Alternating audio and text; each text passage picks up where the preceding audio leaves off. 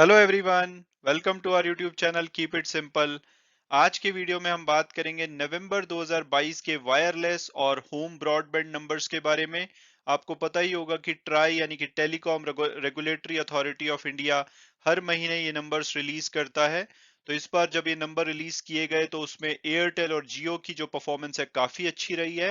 वहीं Vodafone idea ने as expected निराश किया है। और होम ब्रॉडबैंड के मामले में बात की जाए तो जियो यहां पे भी नंबर वन लीडर बन चुका है और उसने बीएसएनएल को पछाड़ा है। तो इन सभी टॉपिक्स को हम इस वीडियो में डिटेल में डिस्कस करेंगे। और आगे बढ़ने से पहले अगर आपने अभी तक चैनल को सब्सक्राइब नहीं किया तो प्लीज सब्सक्राइब करके हमें मोटिवेट कीजिए। तो सबसे पहले अगर हम ओवरऑल सब्सक्राइबर्स की बात करें तो भारत में 12 लाख ग्रॉस सब्सक्राइबर नवंबर के महीने में बढ़े हैं।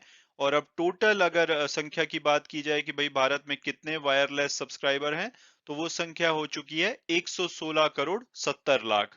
और ये दूसरा महीना था यानी कि अक्टूबर और नवंबर में सब्सक्राइबर्स की संख्या बढ़ी है। इससे पहले अगस्त और सितंबर में ओवरऑल सब्सक्राइबर्स की संख्या में कमी देखी गई थी। और अगर हम स्पेसिफिकली ऑपरेटर वाइज का बात करें तो रिलायंस जियो ने 20,19,000 सब्सक्राइबर ऐड किए हैं। उसके बाद दूसरे नंबर पे भारती एयरटेल ने 13,18,000 सब्सक्राइबर्स ऐड किए हैं। और वहीं वोडाफोन आइडिया ने उम्मीद के मुताबिक 18,97,000 सब्सक्राइबर्स को लूज किया है। हालांकि इनके लिए शायद खुशी की बात यह होगी कि जो एवरेज इनकी मंथली सब्सक्राइबर लूज करने की एवरेज है वो 19,80,000 है। तो एवरेज से इनके जो सब्सक्राइबर हैं वो कम लूज हुए हैं। अगर आप देखेंगे तो इन्होंने मई और जून के महीने में जबकि कोविड की सेकेंड वेव पीक पे थी तो बहुत ज्यादा सब्सक्राइबर्स को लूज किया था। और अगर हम ओवरऑल अब ग्रॉस सब्सक्राइबर की बात करें कि भाई कितने कितने सब्सक्राइबर हो गए हैं इन ऑपरेटर्स के तो रिलायंस जियो इसमें नंबर वन पे है जिनके की 42 करोड़ 86 लाख टोटल सब्सक्राइबर हो चुके हैं। और इन्होंने पिछले महीने से 0.47% की बढ़ोतरी दिखाई है। और भारतीय एयरटेल के 35 करोड़ 53 लाख सब्सक्राइबर हैं। इन्होंने 0.37% की बढ़ोतरी दिखाई है।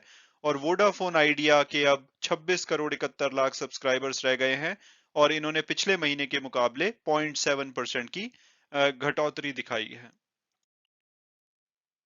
तो अभी तक जो हमने बात करी वो थी ओवरऑल सब्सक्राइबर्स की यानी कि उसमें एक्टिव या इनएक्टिव सब्सक्राइबर दोनों ही इंक्लूडेड थे। लेकिन अगर हम स्पेसिफिकली अब एक्टिव सब्सक्राइबर की बात करें तो जो telecom regulatory authority of India है वो एक्टिव सब्सक्राइबर का भी डेटा शेयर करते हैं और वो विजिटर लोकेशन रजिस्टर के थ्रू ये डेटा पता लगाते हैं कि कौन से ऐसे सब्सक्राइबर हैं जिन्होंने कि या तो मैसेज किया है या फोन किया है या उनका जो फोन है वो किसी मोबाइल टावर के अंतर्गत एक्टिव रहा है। तो उनको एक्टिव सब्सक्राइबर बोला जाता है। तो हमने देखा था कि जुलाई से लेकर के अक्टूबर में लगातार देश भर में एक्टिव सब्सक्राइबर की संख्या बढ़ रही थी। बट नवंबर में इसमें 90,000 सब्सक्राइबर की कमी देखी गई ओवरऑल बेसिस पे।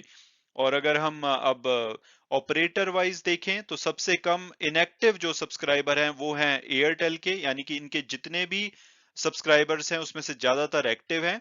तो इनका जो संख्या है लगातार कम हो रही है। पिछले महीने इनके 0.79 करोड़ यानी कि 79 लाख इनएक्टिव सब्सक्राइबर थे जो कि घट करके 74 इनएक्टिव रह गए हैं 74 लाख। और वहीं जियो के सबसे ज्यादा इनएक्टिव सब्सक्राइबर हैं जिन्होंने की कनेक्शन ले रखा है लेकिन उस फोन को वो यूज नहीं करते हैं। हालांकि इसमें भी लगातार कमी देखी जा रही थी सितंबर और अक्टूबर के महीने में। लेकिन अभी जो है नवंबर में इनके जो इनएक्टिव सब्सक्राइबर हैं वो बढ़े हैं। पिछले महीने वो 6 करोड़ 80 लाख थे जो कि बढ़ करके लगभग 6 करोड़ 90 लाख हो चुके हैं। और वहीं वोडाफोन आइडिया की बात की जाए तो इनके इनएक्टिव सब्सक्राइबर लगातार बढ़ रहे हैं जो कि पिछले महीने 3.5 करोड़ थे जो कि बढ़ करके 3.6 करोड़ हो चुके हैं। तो रिलायंस जियो ने एक्टिव सब्सक्राइबर के मामले में भी लगातार ये पांचवा महीना है जिसमें कि नंबर वन पोजीशन को होल्ड किया हुआ है। हालांकि 5 महीने बाद ये पहला महीना था जिसमें कि नवंबर महीने में जो एक्टिव सब्सक्राइबर हैं वो एयरटेल के जियो से ज्यादा बढ़े हैं। एयरटेल के नवंबर के महीने में 17.9 लाख एक्टिव सब्सक्राइबर बढ़े हैं और जियो के 11.4 लाख सब्सक्राइबर बढ़े हैं एक्टिव बेसिस पे।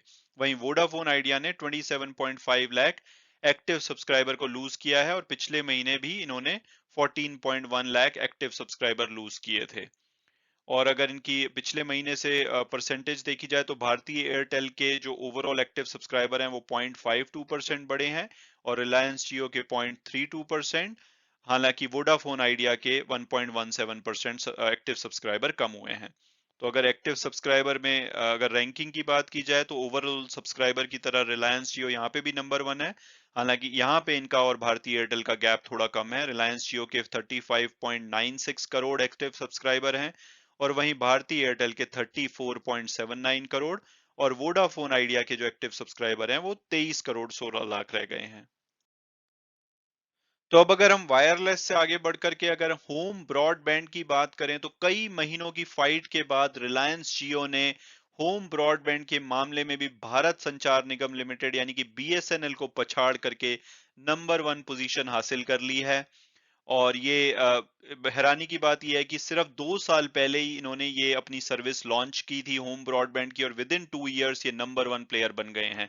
इससे पहले टेलीकॉम में भी ये with in 5 years number 1 player बन गए थे। तो इस तरह से इनकी जो बढ़िया परफॉर्मेंस है वो होम ब्रॉडबैंड के मामले में भी जारी रही है। और जियो ने अगस्त 2021 में एयरटेल को पछाड़ करके नंबर 2 पोजीशन ले ली थी, लेकिन लगातार ये अक्टूबर तक बीएसएनएल से पीछे चल रहे थे। बट इनके फेवर में नवंबर में चीजें काम करी क्योंकि बीएसएनएल ने 5 लाख होम ब्रॉडबैंड जो कस्टमर है उनको लूज किया और उसका रीजन ये है कि जो इनको एयरटेल और जियो से कंपटीशन मिल रहा है वो उसको सरवाइव नहीं कर पा रहे हैं। तो अगर देखा जाए नवंबर महीना तो जियो ने लगभग 1,90,000 सब्सक्राइबर ऐड किए। अब इनके 43 लाख सब्सक्राइबर्स हो चुके हैं। वहीं बीएसएनएल ने 5 लाख सब्सक्राइबर लूज किए। अब इनके 42 लाख सब्सक्राइबर रह गए हैं। अभी ये नंबर 2 पे हैं, लेकिन बहुत ही जल्दी ऐसा टाइम आएगा जबकि भारतीय एयरटेल नंबर 2 प्लेयर हो जाएगा क्योंकि उन्होंने नवंबर में 1 लाख सब्सक्राइबर ऐड करके अपने सब्सक्राइबर की संख्या को 41 लाख कर लिया है। तो जिस तरह से बीएसएनएल यहाँ पे लूज कर रहा है और भारतीय एयरटेल और जियो गेन कर रहे हैं, तो आने वाले टाइम में जियो नंबर 1 होगा और भारतीय एयरटेल नंबर 2।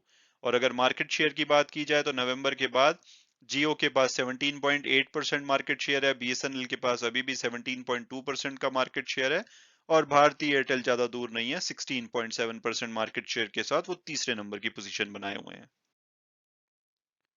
और अब अगर बात की जाए कि भाई एज एन इन्वेस्टर हमारे लिए इस इंफॉर्मेशन का क्या फायदा है, तो इस इंफॉर्मेशन का फायदा ये है कि रिलायंस और एयरटेल बहुत ही अच्छा कर रहे हैं टेलीकम्युनिकेशन सेक्टर में।